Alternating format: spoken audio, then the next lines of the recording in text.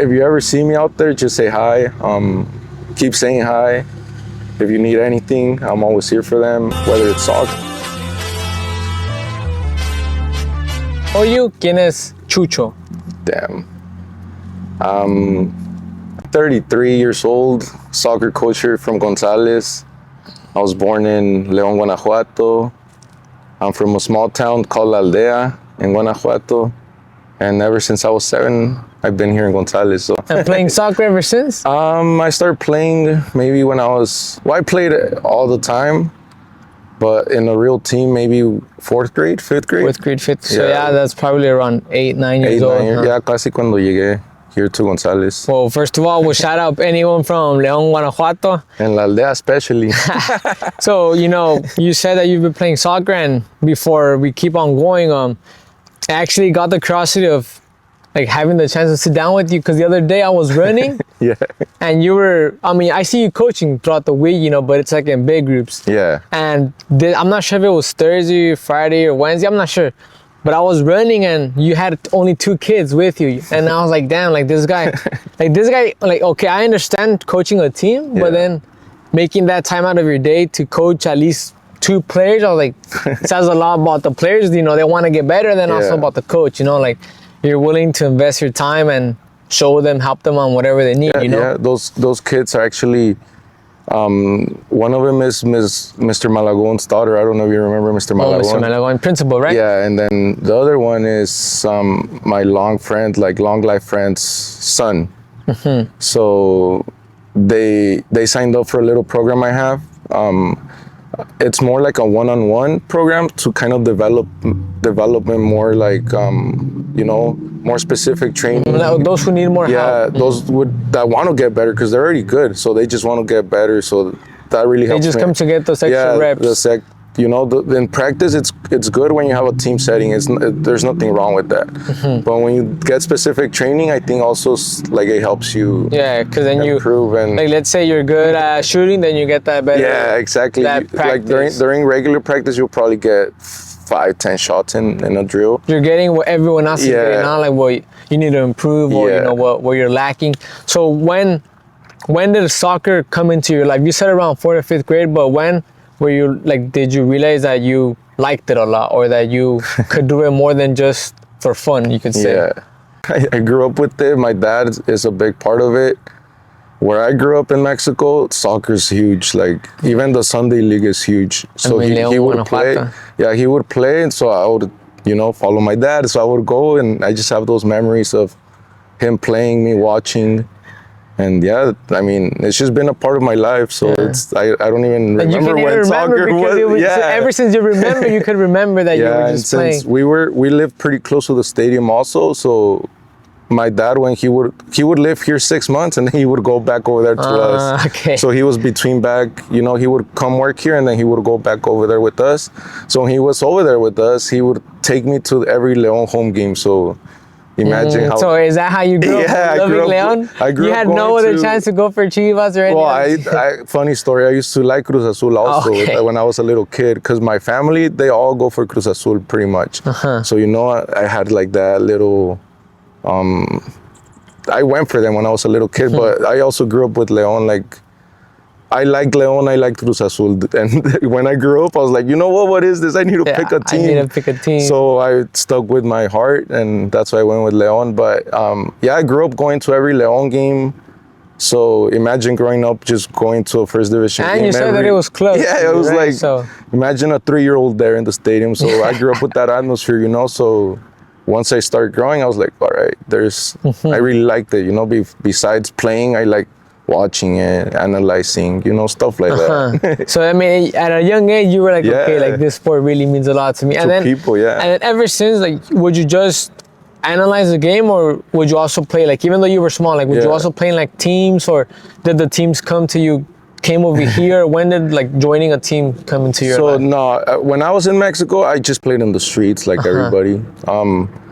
Then when I came here, I just played, during recess, during lunch, whatever.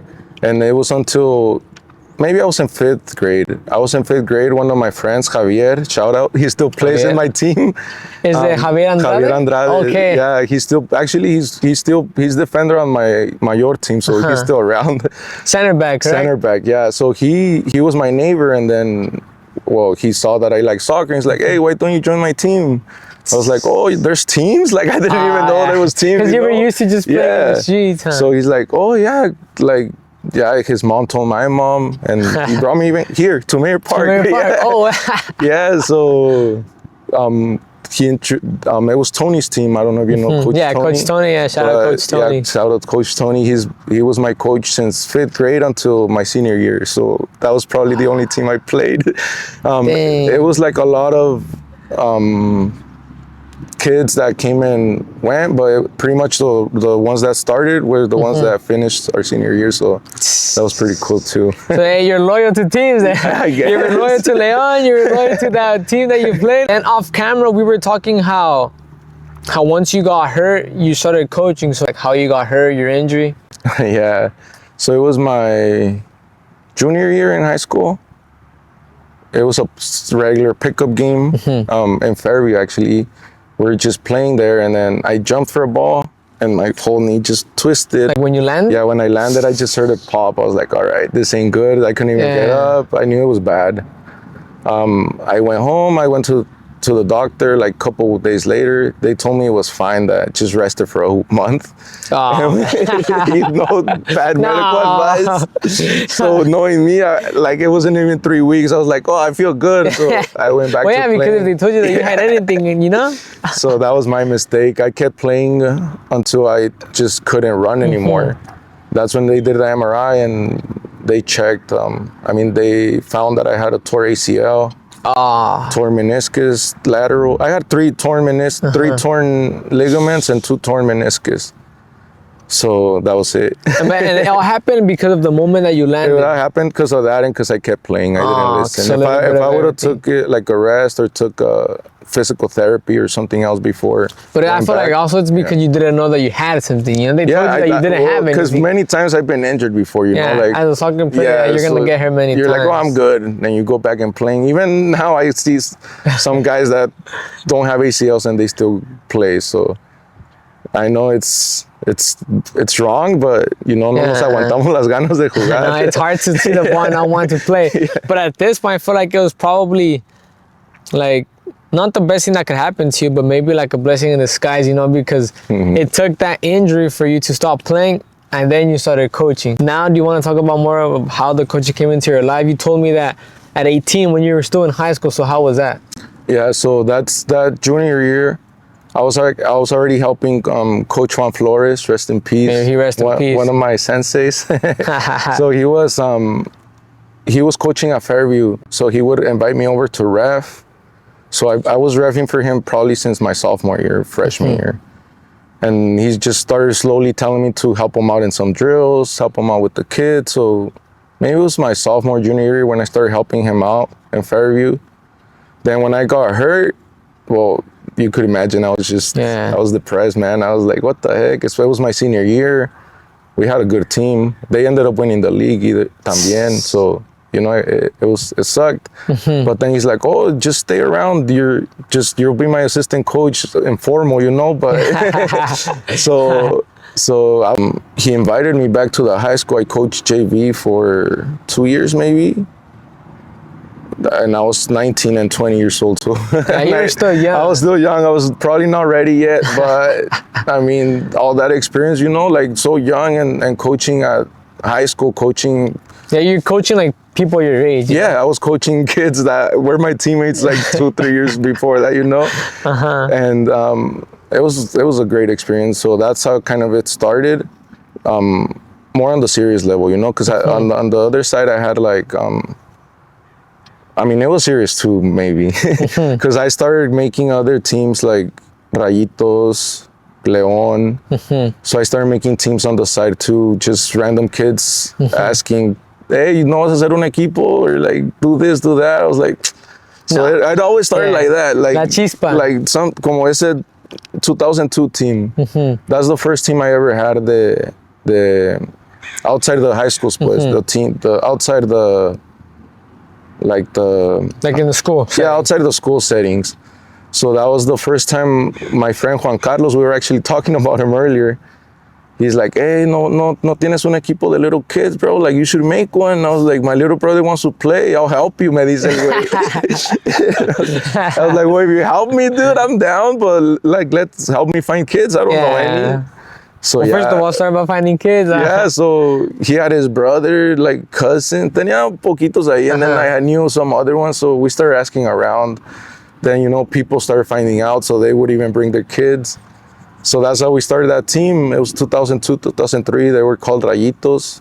I think that was 2011, 2012 maybe. So that's how everything started, like on my own. Besides, pues, the high school. Besides the high school, then having someone else. Yeah, so that's when I kind of like just randomly got myself into it. Ya cuando me di cuenta, I was like, what? I'm actually doing this. I'm actually doing this. What did I get myself into? Yeah, like I remember just sitting in a coaches meeting once. I was 18-year-old dude, like todos los otros señores were, you know, dads that usual coaches are like, what the heck? Whole job. Yeah, like what am I doing here? But you know, it was good. There's a lot of those kids that still play in my team right now. So. And when you started coaching, because well, first of all, coaching is not easy, you know. I started at 18, and you started coaching people that you played with, you know, like the high school kids. So to you, was it ever like, what am I doing? Or like, I'm shy to do this, or I'm shy to even tell them to do that because they played with you. But well, you said that you still feel that way, but were you able to manage it to coach? Is it because of the love of the game, or what helped you? You gotta love what you do, you know. So there's always in everything you do, I feel like there's always bad things. There's always good things and bad things. But if you only focus on the good, te va a valer lo demás, you know? So I think that's what kind of helps me. It's not that I don't care about the negative comments. There's always negative comments. And you know, from those negative comments, sometimes there's also truths to it that it hits you hard. Like, oh, damn, like I'm messing up in this area. I'm messing up in this area. Like, maybe they have some truth to it. Y a otros también is like, they just talk to talk, you know. So they just talk because they have a mouth. Yeah, you kind of ignore those comments, but once you identify with one of them, you're like, you have to grow and accept what you're doing wrong. So I feel like the negative comments have not affected me so much because I'm still doing what I love. You're still here. I'm still doing what I love, and I don't think I'll stop because of bad comment or anything like that, you know. But I do feel that they do help you grow if you listen to the right advice. Yeah, like let's say, hey Chucho, an example. The way like your playing style is causing your team to lose. You're gonna be like, okay, but then like maybe after a while, like hold up, maybe they could be right, you know? Or maybe I could switch. And you know what? That's funny because for some part we were playing with the 3 center backs, so 3-5-2. So we were very vulnerable in the back. At first, it was working because it was kind of new, so the other teams were not used to it. But then it wasn't working, and that's when the players were like, "Hey, bro, like you're killing us in the back." So you know, and yo estaba terco at first, like, "No, it's gonna work, and pues they were still listening, you know. But then I would see it, I was like, all right, so I had to, you know, it's time to make a change. It was time to make a change, go back to 4 in the back, and you know, that's just one of the examples, but that's one of the times where I was like, how to be like, you said that I feel it works, but it's not working, and it hasn't worked for like 5 games now. So all right, you need to switch it. You no puedes ser terco, you know. So then, to you, what does coaching mean to you? Damn, I think to me, it's just part of life, part of who I am. It's natural to you. It's just natural. Once you love what you do, everything else just kind of flows. Como te digo, that's why soccer to me just means I don't know. It's a very complicated question. That sounds easy, because look at it this way, like whether you've coached girls, you've coached boys, you've coached adults, you've coached kids, you know. So when it comes to kids, you know, I've never really talked about it. When it comes, I get you, bro. I mean, but like when it comes to kids, like adults that could be your age, older or younger, they bring their kids to you, you know, like for the hour, 2 hours, however long it is, like they trust you to coach them. I mean, a sport like soccer, you know, many kids watch soccer. It's Messi, CR7. I want to be like him, you know. Yeah. And sometimes they don't know where to start. Oh, I heard this one guy, Fuerza Gonzalez or Mario Park. Let me take him to him, and that's where it all starts for them, you know. And then adults or like even youth and up, you're still at that level where you make a difference in their life, because now it's like you're not helping them start, but I could help you make it, or I could help you take it to the next level, or I could help you keep developing so you could find even a better team, you know? Yeah, and that's one of the main keys why I coach too, because, well, I've lived here in Gonzales all pretty much all my life. So I've seen the talent we have here in this town. It's crazy. Like, we're a small town. We're probably the smallest town in at least in the South County for sure. And just to see like, oh, Gonzales is always winning the championship. They won CCS before LSL High School. I know it's Division 3, but it's still a CCS title, you know?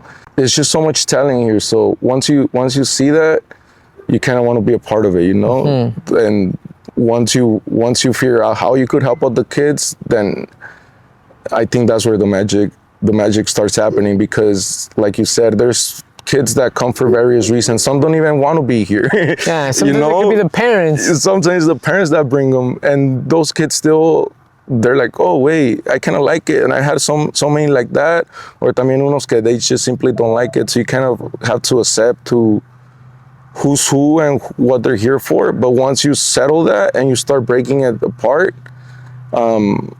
that's where you could make a bigger difference. And I think that's what I'm trying to do now, where I want to have everybody in the level they're in, you know? Like, I don't want it to sound bad or anything, because it's not, but, you know, you got to start somewhere. Yeah. So there's some kids that come and they're really basic, like, literal, they don't know anything.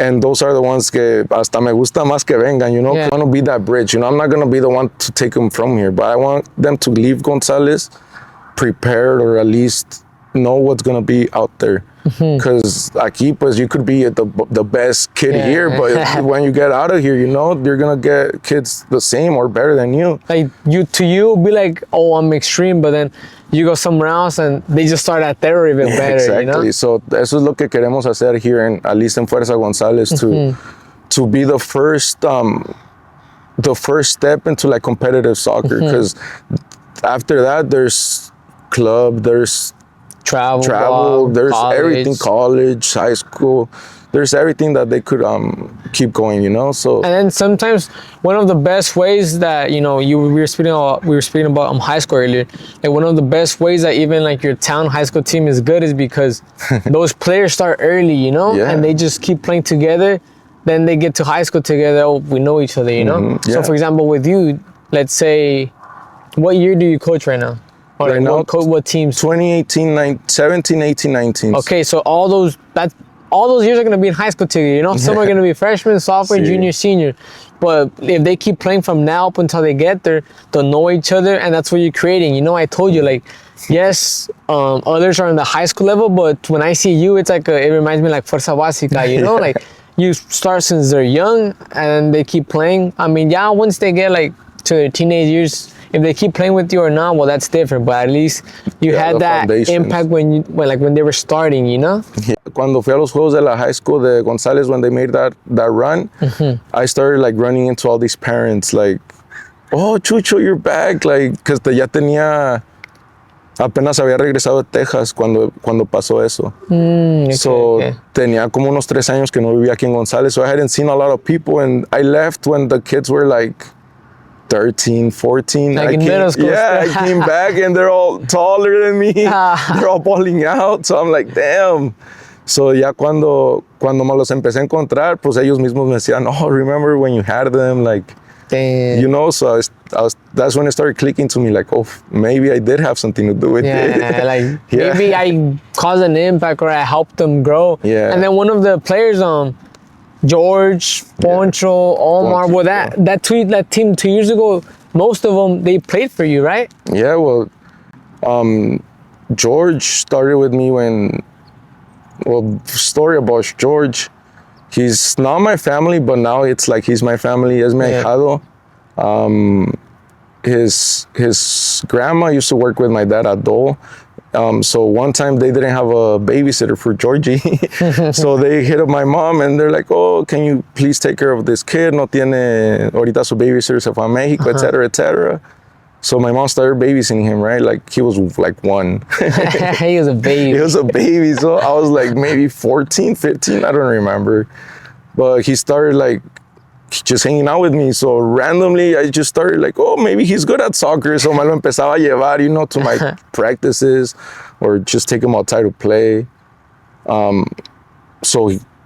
I started coaching him since he was 1, literally. He was your first project. He was my first Without project. you officially saying, I'm coaching. So le ponía a hacer drills, like, you know, like, I was just making them up, but lo ponía a hacer drills, like 2-year-old for going around the cones. O lo poníamos un bote y le decía, all right, you need to put it in el bote, so like to chip it. So imagine 2-year-old just chipping the ball. Y si la metía. The ball's almost the size of him. Y si la metía. So I was like, oh, damn. So he's really good. So ya te digo, cuando hice el team de 2002, Georgie was maybe like 4 years old. So he started like training with them. That's crazy. Yeah, that's what, like, That's estos crazy. tenían what, 2002, they were maybe like, I don't know, 4 years older than him, 5 years older than him. Like 6. So they were like 8, y George tenía como 4. Damn. Yeah, 4 years older than him. So, pero yo entrenaba con ellos. Y un día le dije a su mom, Dina, like, hey, would you mind if I play him? A ver nomás cómo le hacen. She's like, do what you want. Like, she's At this point, he spent so much time with you, like, you do whatever you So want. I'm actually thankful. Dina, shout out. She was a big part of allowing George to hang out, you know? So Like, she didn't stop him. yeah, she didn't stop, and their whole family, they never even like soccer. I don't even think they knew how to kick a ball, Dina. So they didn't know how to play soccer. Soccer was never part of their, you know, their routine, nothing. So once he started playing, well, they were probably like, oh, dang, he's good too. He has something. Yeah, he has something. Yeah, he's athletic at the end of the day. Yeah. So I think any sport he would have done since he was a kid, he would have excelled at. But thankfully, it was soccer. So ya para acabar la historia de George, he started playing with us 4-year-old with the 2002s being a 2007. Wow. Jugaba, no creas que jugaba todo el partido, pero lo metía unos 5 minutitos y así pues empezó a jugar. Enough for him to get a taste. Yeah, y luego after that, I was like, all right, I need to make a team your age. Yeah. So that's when I started, you know, accumulating. Okay. So I started looking for 2006, 2007. So that's how I made a team for George, and that's when the 2006, 2007 kids were the ones that, going back to the original question, the high school. they're the ones that won the championship. So I started coaching them when they were like 5 and 6 years old. So it was Omar, George, Uli, Poncho. I don't know. I don't want to forget anybody. Yeah, there's many players. Yeah, there's a lot. I would always see the pictures. Even, well, I think the ones that I see on March was probably the 2002 or 3 around there. Because I had some friends who played with you, like Juan Diego Valdez. Also, rest in peace. He also played for you. But I also saw many other teams. Well, I was playing. I saw other teams as well. Yeah.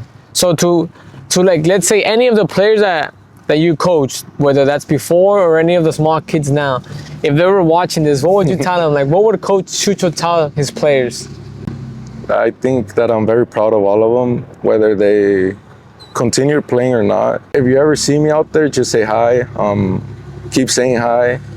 If you need anything, I'm always here for them. That's lovely, bro.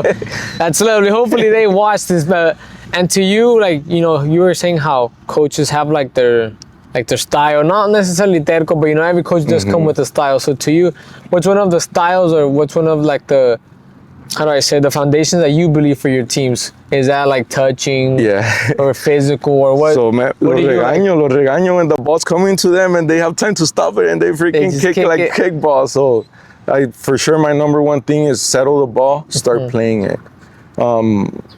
You'll see my little 8-year-olds trying to freaking touch the ball, so it's pretty cool to see. But yeah, I think my coaching style, or what I like to see, is just kids being comfortable with the ball, being able to move it up and down the field, understand what they're doing, and have a plan. I think that's what I've came to learn with all these years coaching. So I'm at that point where I do like my kids to be good with the ball, settle the ball, and you know, have a playing style. So that's possession of the ball. And before we end, so from you, like we were talking about the impact that a coach can have. To you, did you ever have a coach that impacted your life the way that you're now impacting your kids, or that you hope to keep continuing? Yeah, well, I had 3 coaches were very impactful. Well, first of all, my dad, he was my first coach. Your first coach, yeah. And then Coach Tony couldn't do the team. He took over for a couple years. So it's actually like growing up, seeing your dad putting effort for other kids, like giving them rides, paying their uniforms if they had to. You know, like seeing that growing up, I mean, kind of opened my eyes to, all right, if you're going to be a coach, you have to be serious about it, inclusive to everybody. So my dad being my coach, también that was very, o sea, it gave me like a footprint of what to do, you know, like, como que it wasn't new to me. I had already seen my dad coaching a team, so también eso me ayudó, like you have no idea. Yeah. So he's the first one. Second one, Coach Tony Sotelo. He was my coach since the 5th grade, I think. Yeah, from 5th to senior year, so senior year. So, como dices tú, back to the development. So, just as Coach Tony developed us, así también, we didn't win CCS, but the 4 years I was in high school, 3 out of the 4 years quedaron MTO champions me. Yeah, so that's also thanks to Coach Tony. So most of the kids that played with them since we were little were the ones that played in high school. So también por eso te digo. And he also had a lot to do. I'm going to give credit also to Coach Tony after, you know, that 2006, 2007 team I was telling you about that I started when they were 5, where all the CCS champions were there. I started that team when they were 5, and I let them go when they were about 10, 11 years old. Send them all over to Coach Tony and Coach Edgar, just because I knew that the development was going to keep growing. You know, so I had to make sure they stayed with the best coaches around here. And that is true, because then I remember, I mean, Coach Sotelo, he has a son, Steve-O. And I would see him come out too, but now it clicks. Like, it was basically the same kid. It was the same They team. just went to a different coach. Yeah, because en ese tiempo, no me acuerdo, so there was something going on in life that I had to like just stick to one team. So ese equipo de los 6, I had to make sure that they stayed in good hands, you know? So when they reached out, I was like, oh, perfect. Le pasé a Zurdo, Omar, Jason. There was a lot of kids that went with him. And then like the other ones se fueron, Poncho, George, they went to the Earthquakes. Uli went to El Camino. O sea, todos se fueron to better. At least they all. I made sure they all went to good places. You know. So going back to the coaches. Tony was big part and still is big part in the town of Gonzales, not just with me. And then finally Coach Juan Flores también. Coach Juan, he was one of the biggest. He was pretty much the one that told me to coach. Open doors. He's the one that opened the doors. He's like, he told me, hey, just keep coaching, stick to coaching. I'll help you. He helped me get the permits for the Fairview when back in the day, get the permits for the high school. Well, como I was a young coach, I didn't know much. So he showed me all that had to be done behind doors, you know, not on the field, but the background of it, the fundraising, que tienes que meter extra work, pintando el campo, poniendo, you know, the things nobody sees. So the things that probably aren't the funnest. Yeah, the things that nobody sees, but that's what made Coach Juan great. He was there probably like 2 hours before every game. Like people only saw the win or the loss, but they didn't see what he did before. Exactly. So that's one of the biggest things that I learned from Coach Juan. That is not all about the field. You know, that's lo que les enseñas en el campo. Honestly, that's the fun part. That's like 10% of everything else you do. And that's one of the biggest things I learned from Coach Juan. That's lovely, bro. Well, how I told you, look, basically through all this, maybe I'm not sure if it hit you, but it hit me. no matter what, like your impact is still on the kids, you know, like you start with the kids, they're your project, you know, Yeah. you help them, you develop them. So I hope that this journey doesn't stop anytime soon, and I hope not. that many more blessings come.